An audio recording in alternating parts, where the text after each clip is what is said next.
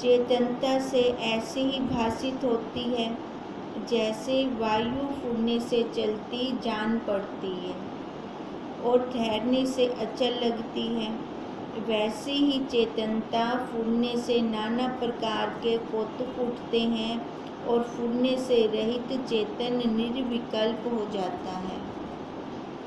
अब देखो, जब फूल नहीं चलते हैं तो भी उसकी सत्ता से चलते हैं, अब नहीं चल रहे तो भी तो वो है ना। अब ऐसे उदाहरण वायु का देते हैं, जैसे वायु चलती है, हवा चलती है, दाग अंधेरी हुंदी पी है, हवा चलती पी है ना, तब उसको देखते हैं स्पष्ट। अगर नहीं चल रही, अब नहीं है, तो अब भी तो है ना।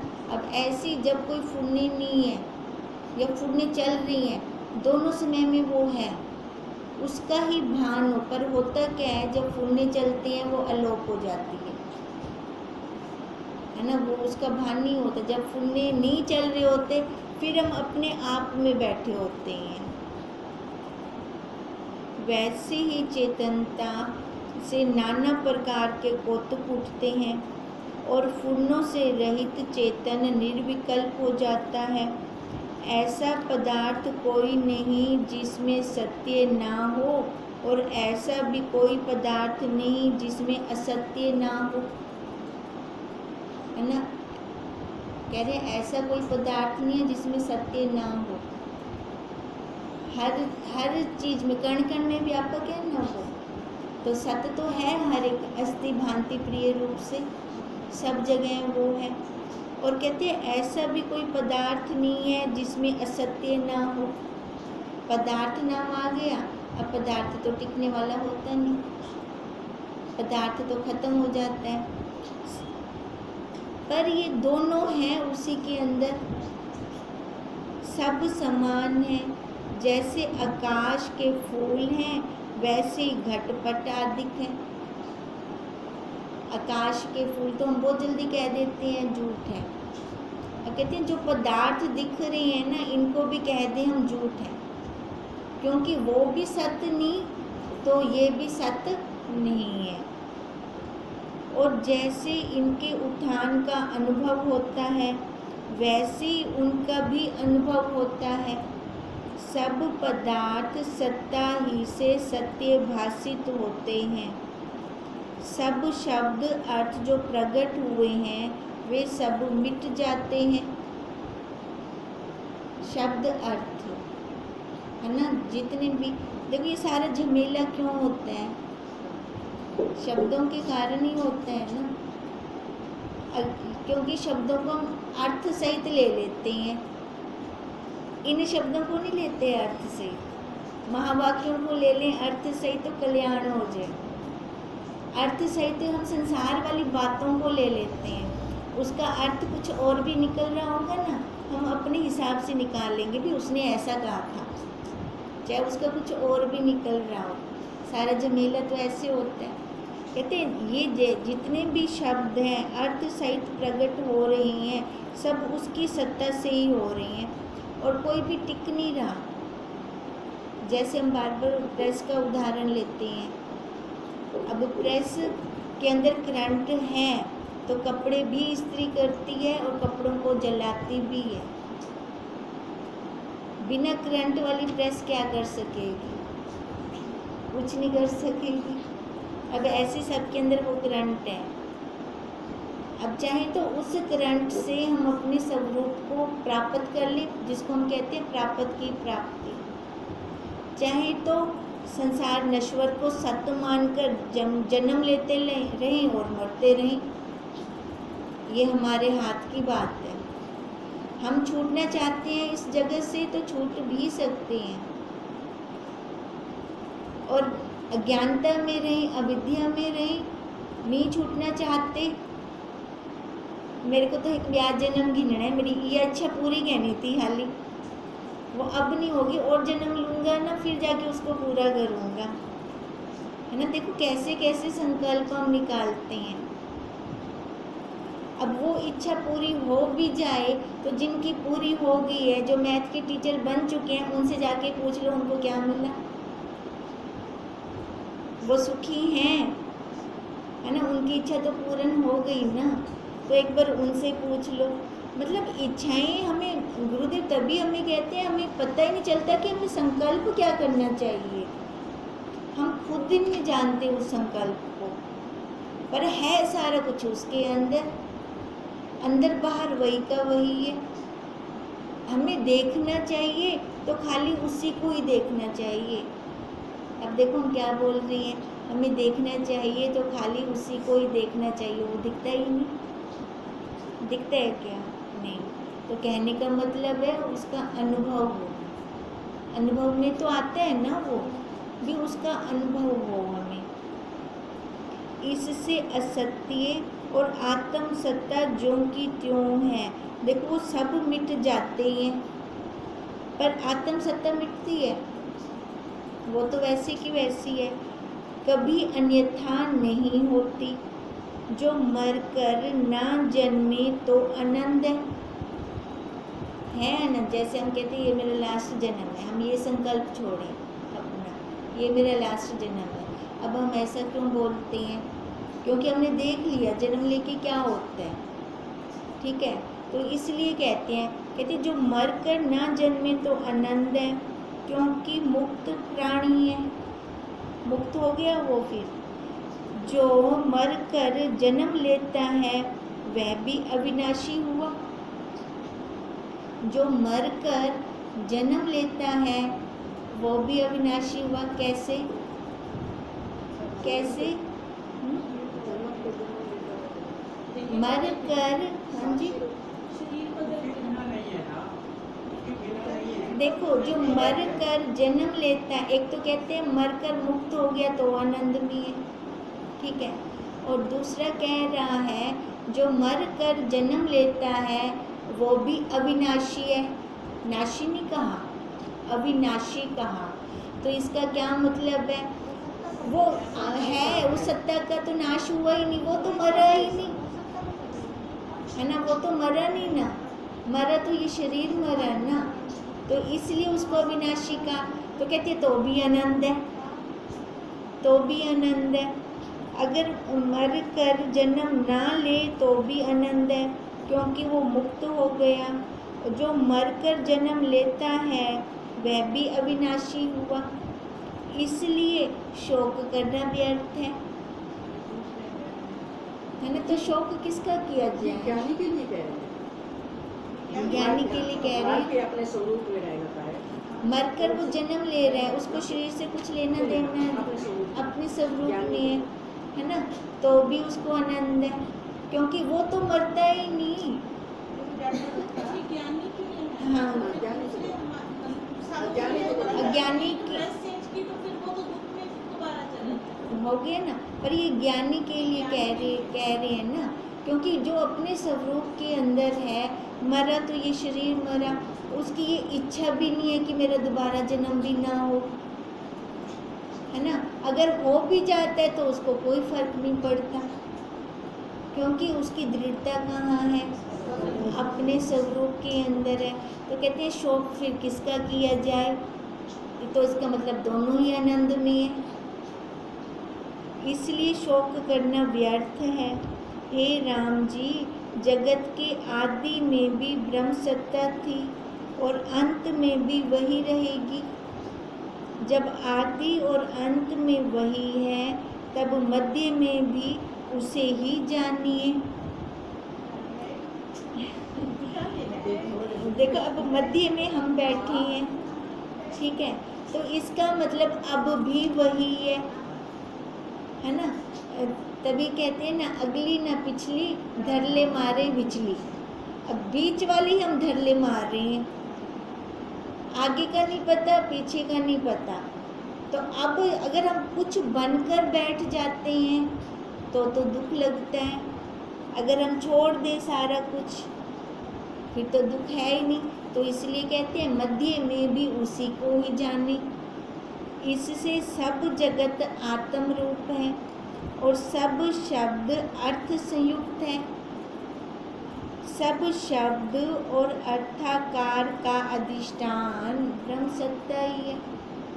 अब किसकी सत्ता से हम सुन रहे हैं? वाणी बोल रही है, है ना, वही उसकी सत्ता से ना, तो यानी वही है वही है वही है, उसी पे हमारा फोकस रहे, उसके अलावा कुछ दूसरा है ही नहीं। जब भी बात करें तो उसका ध्यान हो।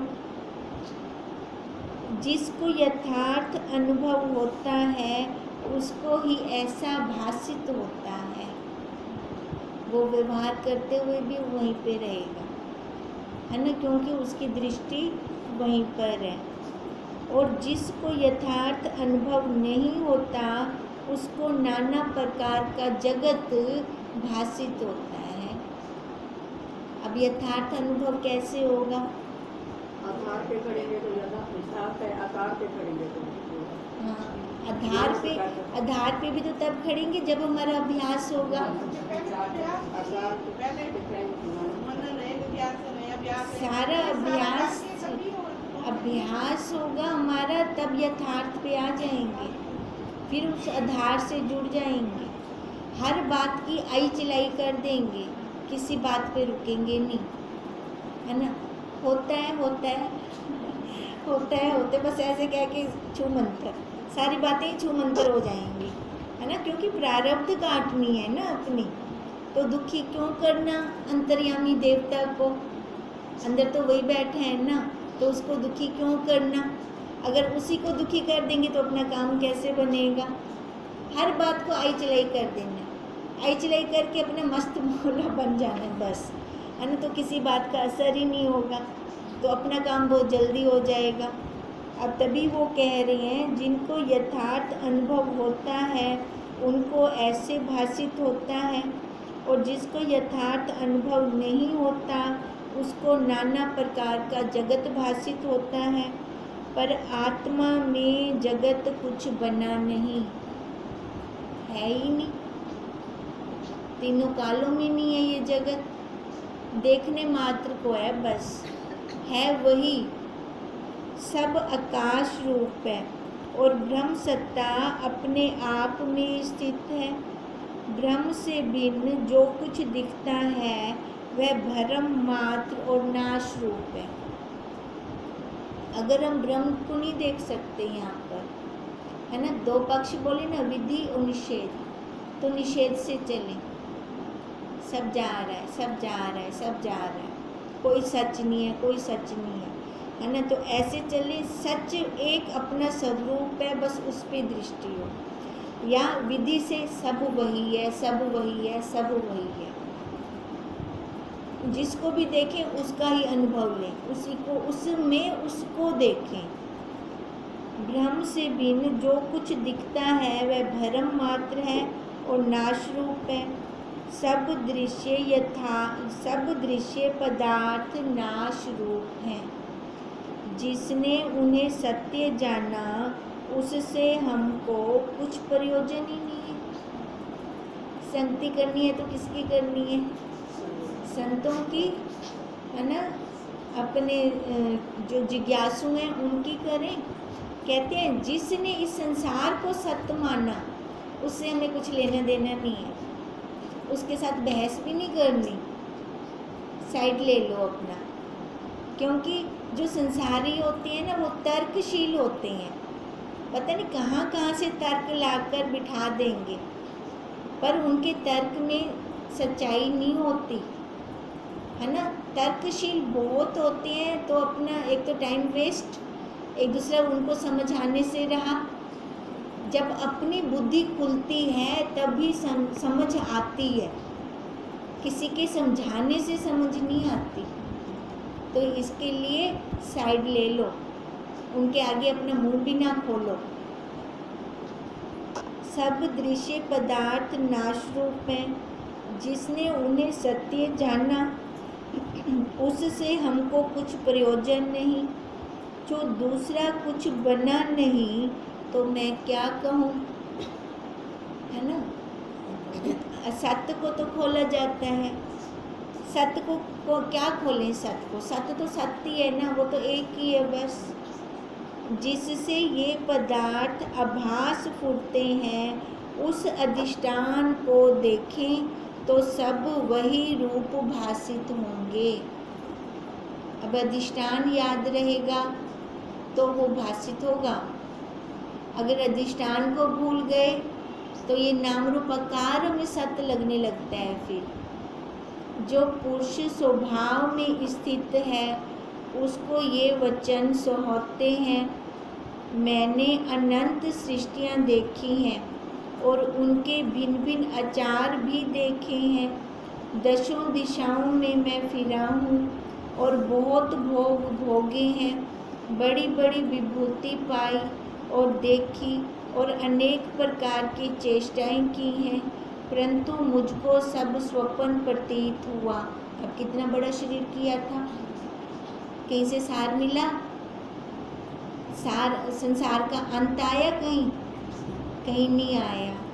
तब वो कह रही हैं परंतु मुझको सब स्वप्न प्रतीत हुआ, क्योंकि सब भोग पदार्थ और कर्म अविद्या के रचे हैं। उसी अविद्या का अंत लेने को मैं अनेक युग पर्यंत फिरा, पर अंत कहीं नहीं पाया।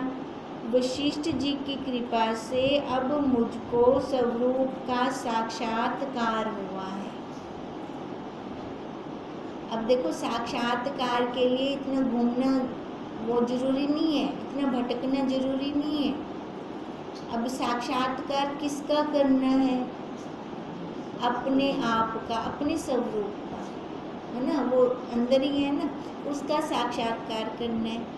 उसका साक्षात्कार करने के लिए मतलब उसका अनुभव चाहिए, लगे हाँ भी है बड़ा अंदर, वो है तो वो बचपन से,